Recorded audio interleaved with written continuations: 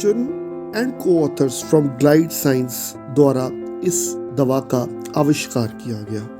मूल रूप से रेमडेसिविर को हेपेटाइटिस सी के ट्रीटमेंट के लिए इस्तेमाल किया गया। बाद में इसको इबोला और मार्बर्ग वायरस के लिए भी इस्तेमाल किया गया। ये रेमडेसिविर दवा 70 रिएजेंट्स और कैटलिस्ट की 25 चरणीय रासायनिक रिएक्शंस द्वारा लगभग 9 से 12 महीने में बनती है।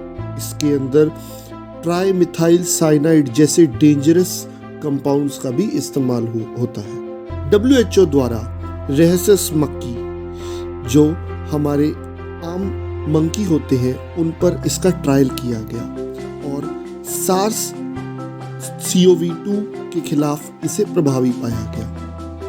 केवल इंजेक्शन के माध्यम से दी जा सकने वाली यह दवा का अब टैबलेट के माध्यम से देने का भी परीक्षण चल रहा है और आपको जानकर के बहुत प्रसन्नता होगी कि इसका ट्रायल भी इंडिया में हो रहा है। FDA ने इसके कोविड-19 पेशेंट्स पर यूज करने के लिए मंजूरी भी दी है, परंतु इसका सिर्फ उन्हीं कोविड पेशेंट्स पर इस्तेमाल किया जा सकता है जिनका वजन 40 किलोग्राम से अधिक हो और आयु 12 वर्ष से अधिक हो।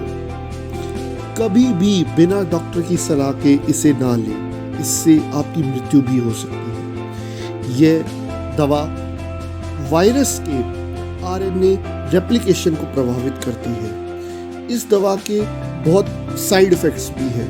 यह लीवर और किडनी की क्षति का कारण बन सकती है, जो बाद में घातक भी साबित हो सकता है। यदि इस दवा को लेने के बाद आपके ब्लड में ALT का स्तर बढ़ता है तो इसे तुरंत रोकने की आवश्यकता होती है।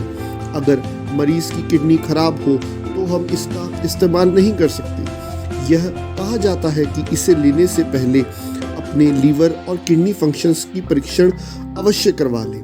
शोध में यह पाया गया है कि हाइड्रोक्सीक्लोरोक्वीन के साथ इसकी प्रभाविकता कम हो जाती है।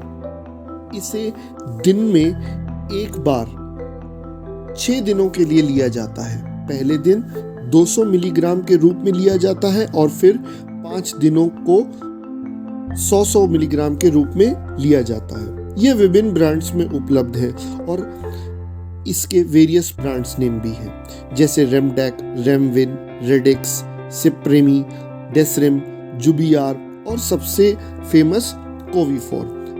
भारत सरकार के प्रयासों द्वारा इसकी कीमत में थोड़े दिन पहले ही कमी की गई है, लेकिन इस सब के बाद भी यह कोविड-19 की दवा नहीं है। यह सिर्फ गंभीर रोगियों की गंभीरता को कम करने के लिए केवल आंशिक रूप से प्रभावी है। इसलिए मैं आप सभी से अपील करता हूं कि इस दवा को अपने घर पर अग्रिम रूप से यह सोचकर ना रखें कि कोविड-19 होता है तो यह उपयोगी होगा। इसके अलावा इस दवा को डॉक्टर के परामर्श के बिना ना लें, यह आपके स्वास्थ्य के लिए बहुत खतरनाक साबित हो सकता है।